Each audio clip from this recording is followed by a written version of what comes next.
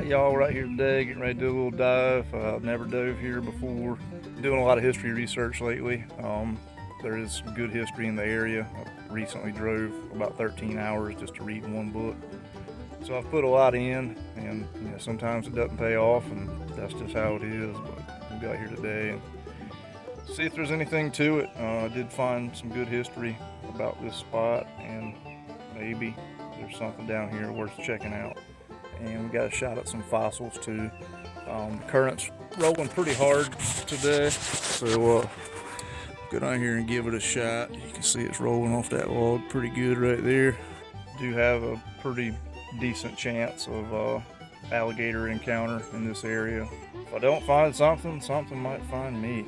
I hope that's not the case. I haven't seen any yet, thankfully. I've seen a few turtles, so in my experience, seeing turtles is a good sign because the gators will eat the turtles, and if you're seeing turtles, maybe there's not a whole lot of them around for today anyway. It's a little early in the season, so hopefully won't run across any.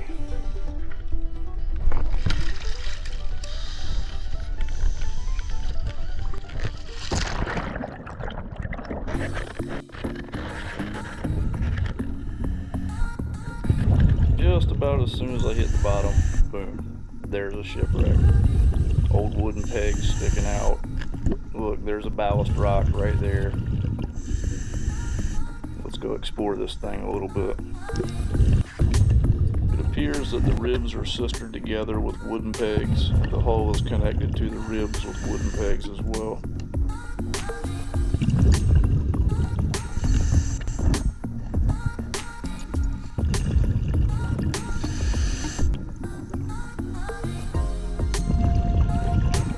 Seems that most of the wreck is still covered by sand, as you can see.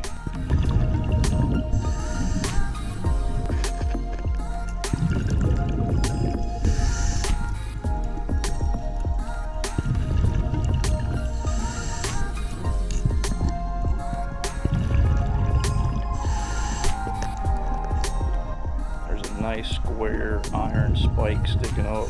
This piece appears to be the side of the hull that is detached from the bottom and the rest of the ship.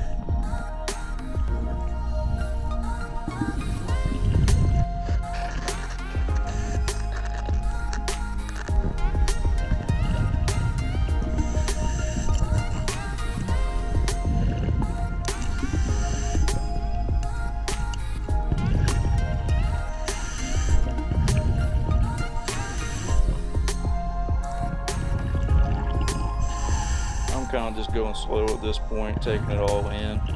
There's no signs of machinery, so I'm guessing it's a sailing vessel.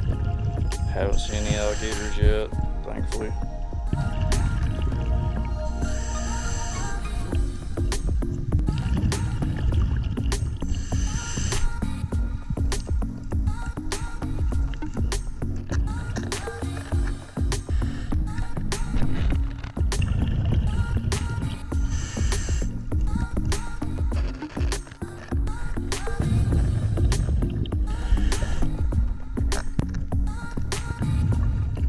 Wooden pegs all over this thing.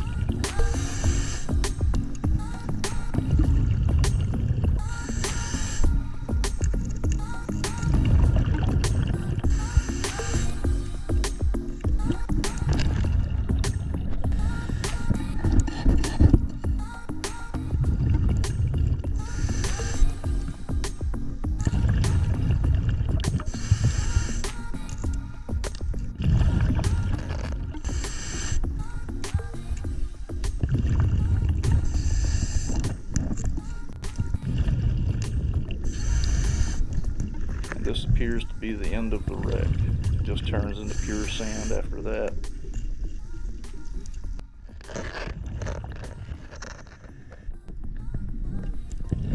So let's turn around, and I'm going to go right down all the ribs. While I'm doing this, I'm counting my body lengths so I can get an accurate estimation of the ship's length.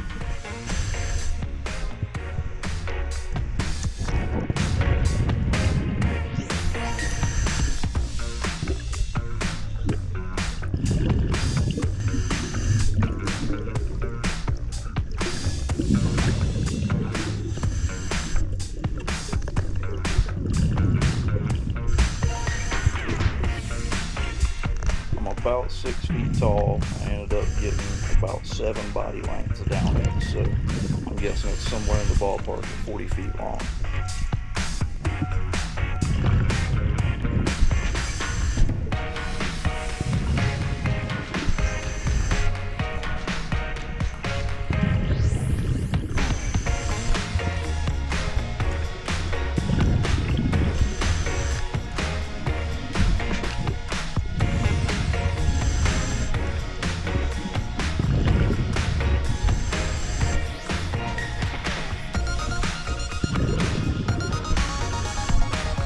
Check out how these ribs are sistered up.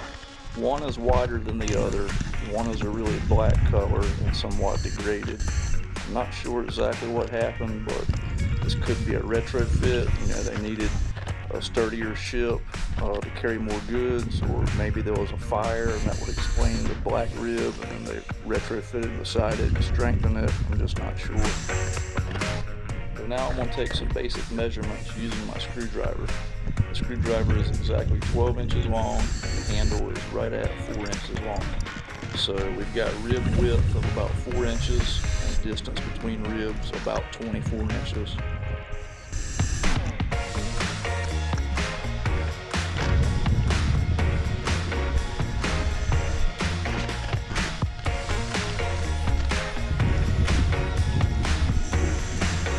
Bottom of the hole looks about 3/4 of an inch, maybe 1 inch maximum thickness. There's a few small iron nails here and there along the hole.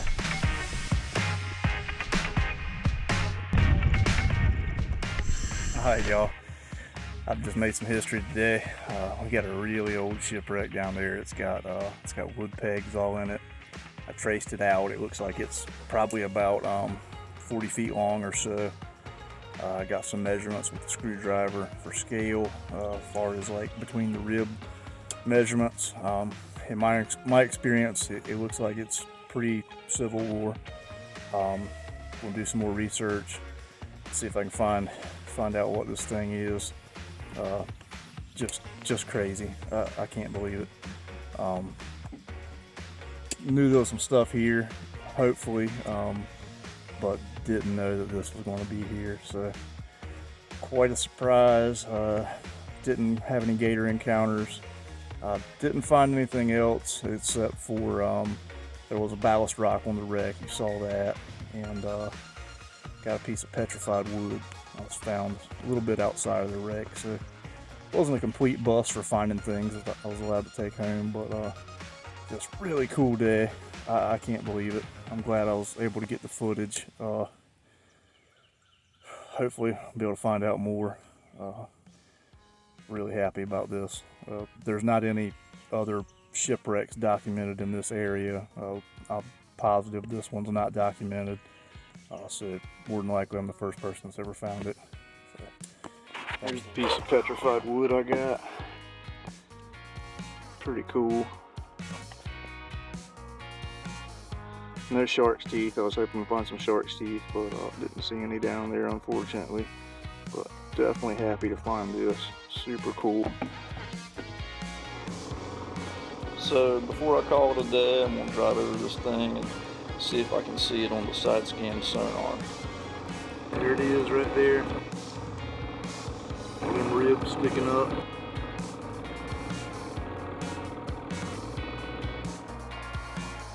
So I came back to the wreck on a day when the weather was warmer and the water was a little bit warmer and clearer, and I could film a little bit better. Did some more exploring around the wreck just to see what I could find.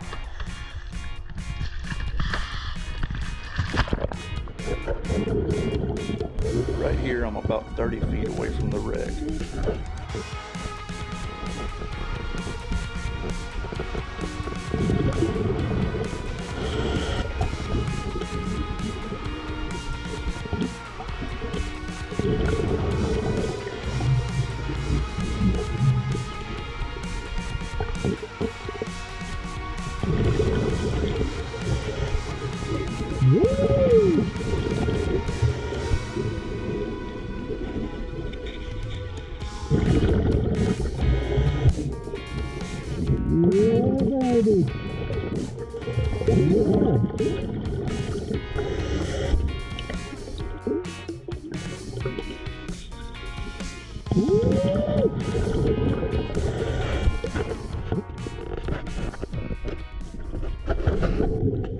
Right here, I'm about 20 feet away from the wreck.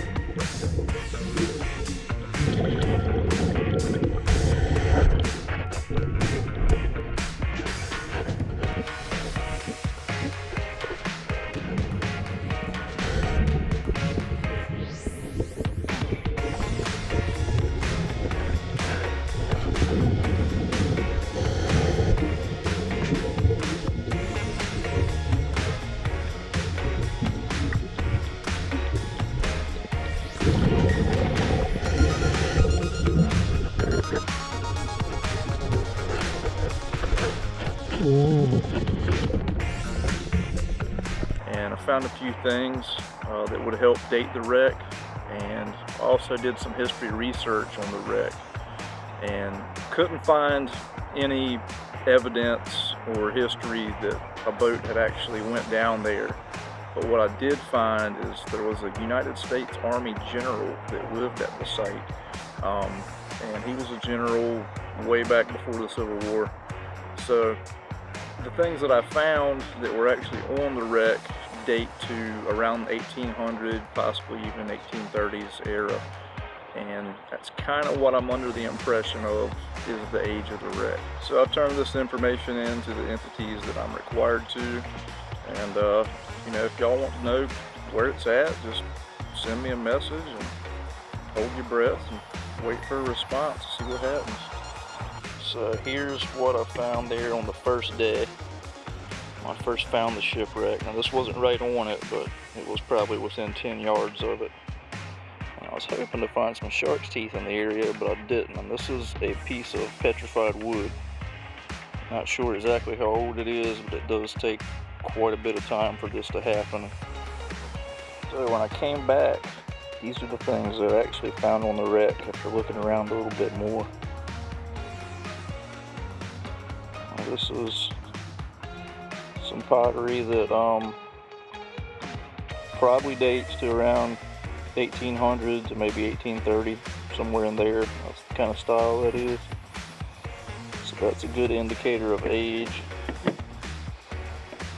And this is an old bottle, probably a drinking glass, open panel.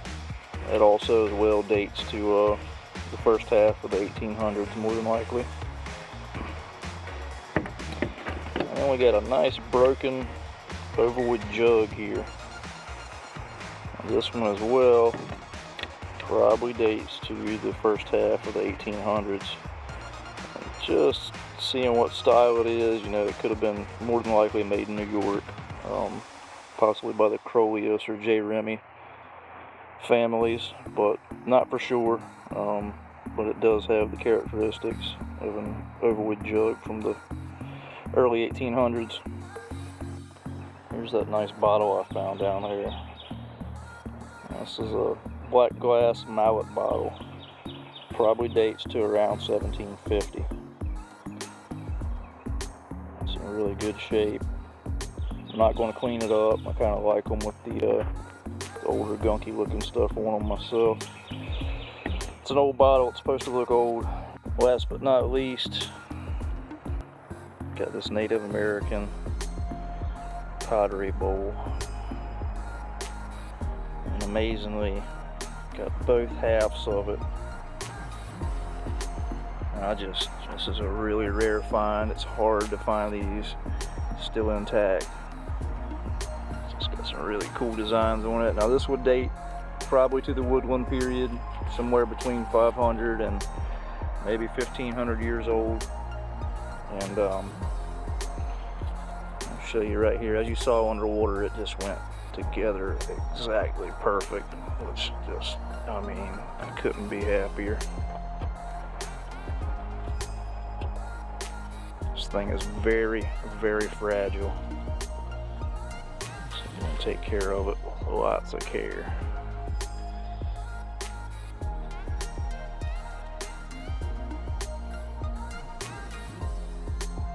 What a find though, y'all.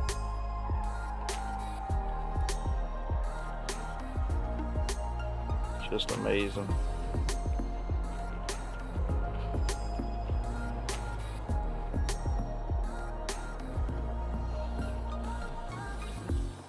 So yeah, it's got that little chunk missing right there, and maybe that's why the Native Americans threw it out. You know, maybe it was at the end of its life and they broke it.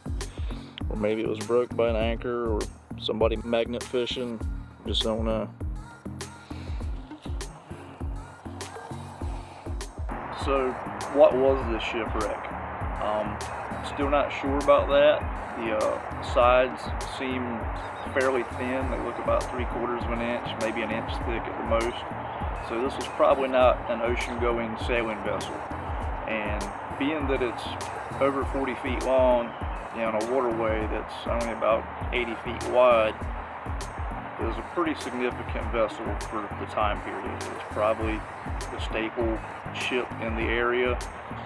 What exactly it was used for, I'm not sure. I don't feel that it was a ferry boat. It seems a little too big for that. And it's also amazing that there's no record of this thing going down. Something this big in that time period going down usually is documented somewhere. So this is a rare one. Real happy to have found it. The bottle is quite a bit older than the things that I actually found on the wreck. So that tells me that this was a site of, commerce or something of that nature. There was people here for quite a bit, which also explains the Native American bowl. Usually the colonists, when they came over, the Native Americans had the best spots, and those were the first spots that the colonists came to and took over. So more than likely this was a place used by the Native Americans, and the colonists came here, set up shop, and started using it thereafter. Don't forget to check me out on Instagram and subscribe, and I'll see y'all in the next dive. Thanks for watching.